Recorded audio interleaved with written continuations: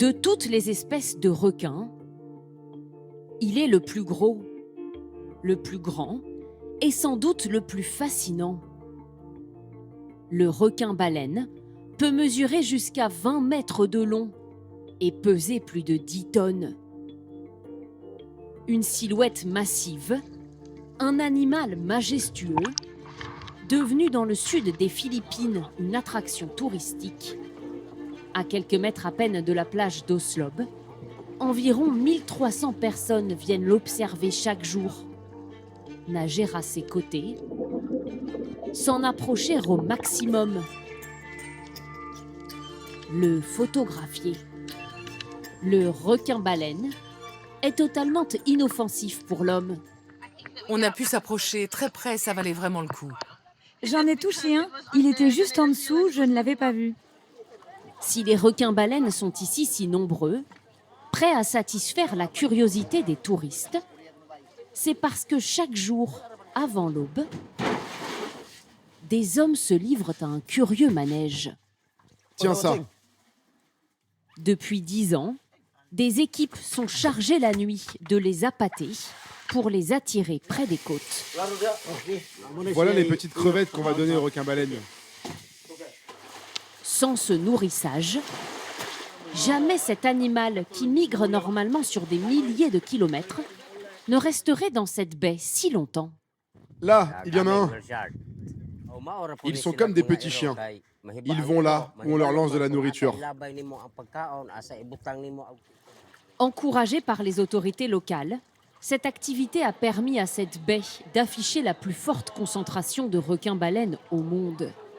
Chaque jour, dès 5 heures du matin, les visiteurs affluent.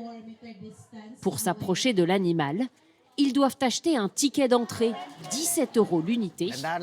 Les sorties en mer s'enchaînent.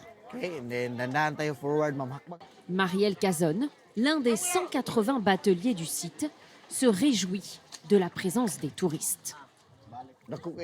Cela a changé beaucoup de choses pour nous. Maintenant, nous avons de bons revenus. On n'a pas besoin d'aller chercher du travail ailleurs. Et on peut offrir une éducation à nos enfants. Car l'observation des requins-baleines est devenue une activité très lucrative. Dans le village qui borde la baie, l'animal s'affiche à tous les coins de rue. Il a transformé l'économie locale. Violetta Varga était avant les requins femme au foyer. Désormais, elle tient cette boutique de souvenirs. Sans les requins-baleines, cet endroit n'aurait rien à offrir aux touristes. Les bons jours, je peux faire jusqu'à 500 € de chiffre d'affaires. Mais face à la présence massive de touristes, tout près des requins-baleines, certains se sentent mal à l'aise. C'est un peu inquiétant de voir autant de monde ici. Ça stresse peut-être l'animal. Il y a tellement de touristes ici, ils devraient limiter leur nombre. Ça doit être stressant pour eux. Cette proximité entre l'homme et cet animal sauvage est-elle néfaste pour le requin?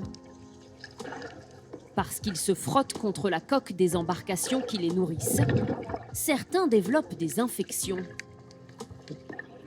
Et les bateaux, qu'ils associent à la nourriture, peuvent devenir au large des dangers. Ce requin a été fauché par une hélice. À Oslob, les amoureux de la vie marine ne voient pas d'un bon œil le développement de cette activité touristique. Okay guys, so today the dive site is just gonna be there on the reef. Jean-Paul François, originaire de Belgique, est instructeur de plongée en apnée. Installé aux Philippines depuis 10 ans, il déconseille toujours à ses clients d'aller nager aux côtés des requins-baleines.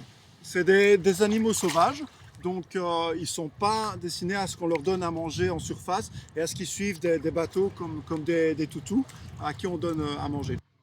Aujourd'hui, les requins-baleines, espèces en danger, sont environ 200 000 à nager dans les eaux tropicales du monde entier.